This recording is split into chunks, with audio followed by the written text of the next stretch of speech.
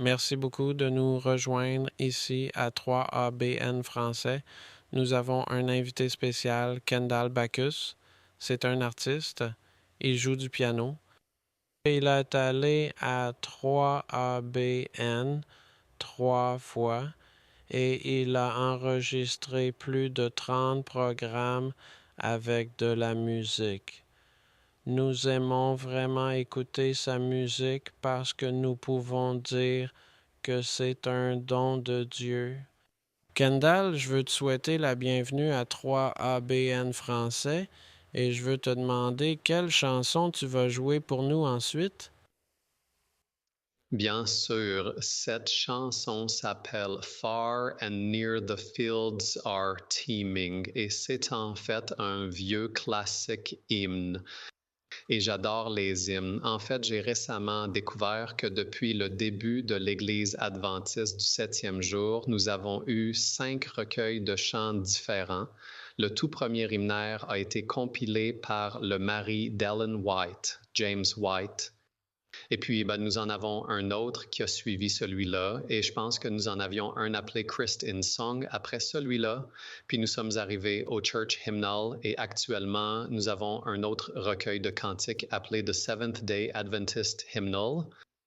Nous avons beaucoup de chance. Nous ne manquons pas de chansons et de bonnes chansons dans l'Église adventiste du septième jour. En fait, il y a des milliers d'hymnes et beaucoup d'entre eux doivent être, je pense, redécouverts. Les messages sont profonds, bien réfléchis. La poésie est très puissante. Et donc, ceci est un tel hymne. Et cela parle du fait que nous avons reçu l'Évangile afin que nous puissions le partager partout avec tout le monde. Et dans cette chanson, le monde est comparé à un champ comme une ferme, et cette chanson appelle des travailleurs, plus de travailleurs à venir dans ce champ et à travailler, surtout dans l'acte de la récolte. Vous savez que l'ennemi de Dieu, Satan, a aussi beaucoup de travailleurs.